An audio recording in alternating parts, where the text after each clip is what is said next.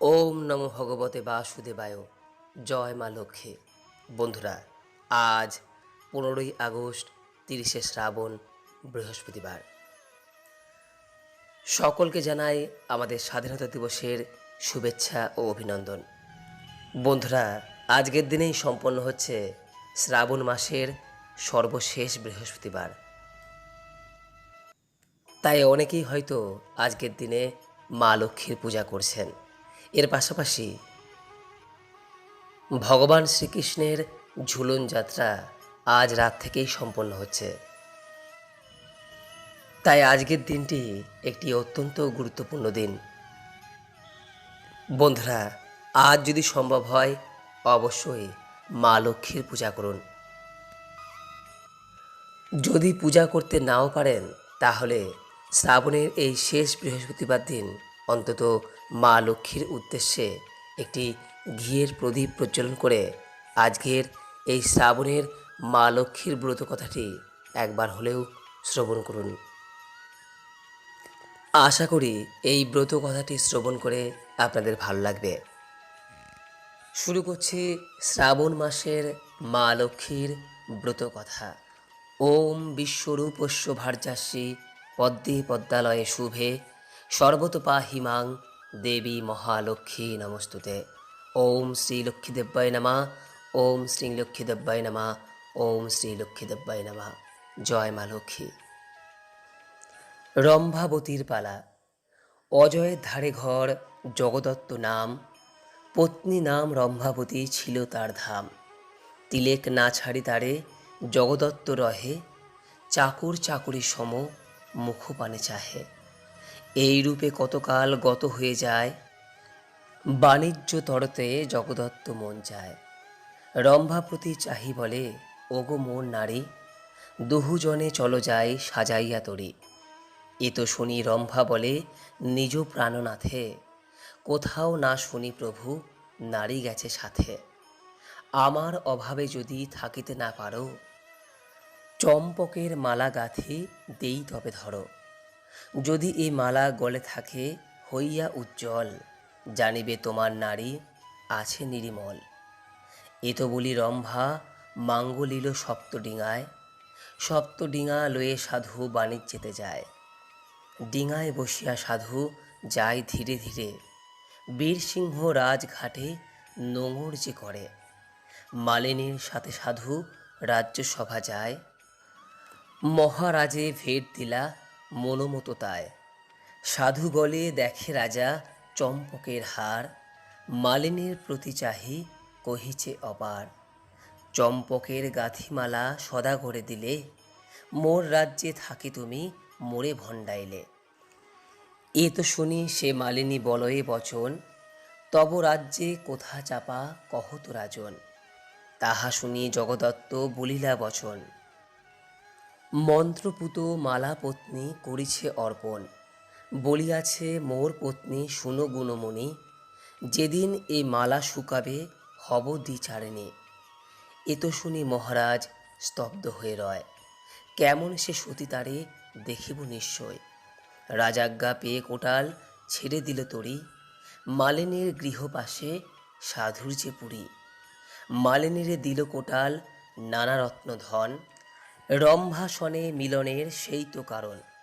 রম্ভাবতী নিকটে মালিনী প্রবেশিয়া, কোটালের রূপ গুণ কহে প্রকাশিয়া। রম্ভা বলে, বিফলে যৌবন মোর যায়, আসিতে বলিও তুমি কোঠালে সেথায়। এ কথা বলিয়া রম্ভা সখী প্রতি চায়, রম্ভা সাজি এক সখী বসিল তথায়।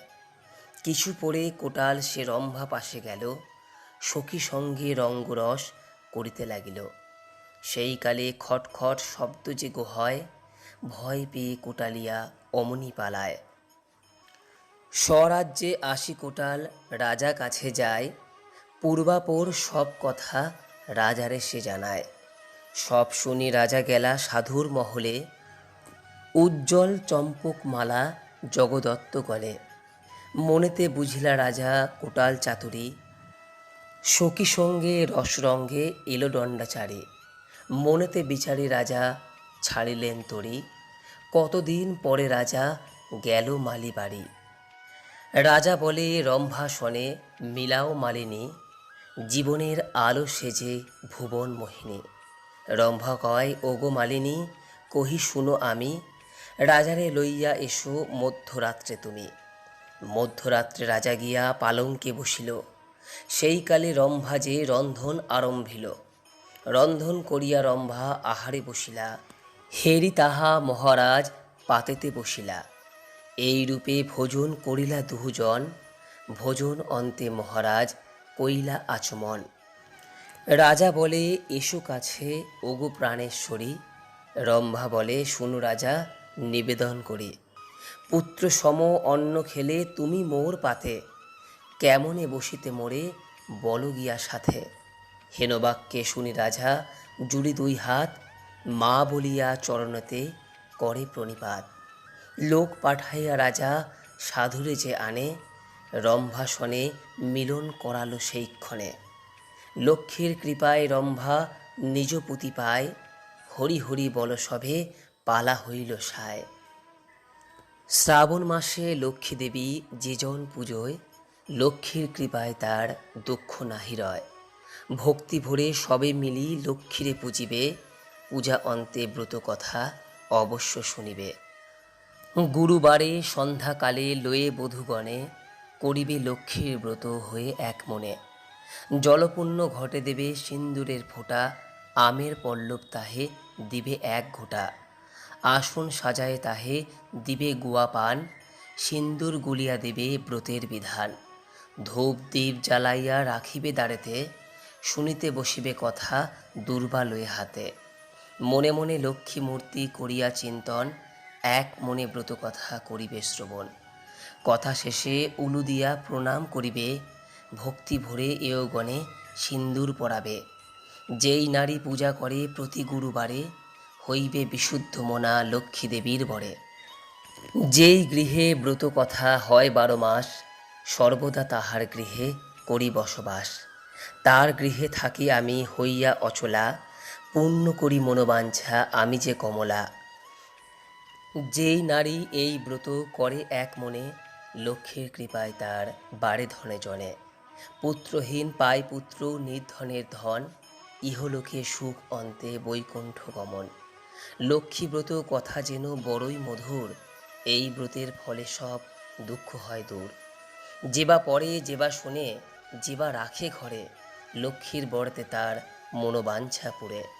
লক্ষ্মীর ব্রতের কথা অতি মধুময়, প্রণাম করিয়া যাও যে যার আলয়। করজোড়ে গলবস্ত্রে ভক্তিযুক্ত মনে, দেবীকে প্রণাম করো যে থাকো যেখানে। প্রণমামি লক্ষ্মী মাগো বিষ্ণুর ঘরণে, ক্ষীরোদ সাগর পুত্রী জগৎ পালিনী। অগতির গতি তুমি তুমি নারায়ণী, জগতের মাতা তুমি বিপদ নাশিনী। ব্রত করি স্তব পাঠ যেই জন করে, অভাব রহে না তার মা লক্ষ্মীর বরে। লক্ষ্মীর ব্রতের কথা হইল সমাপন, ভক্তি ভরে চাহ বর যার যাহা মন। স্মৃতিতে সিঁদুর দাও সব এও মিলে, হুলুধ্বনি শঙ্খধ্বনি করো সবে মিলে।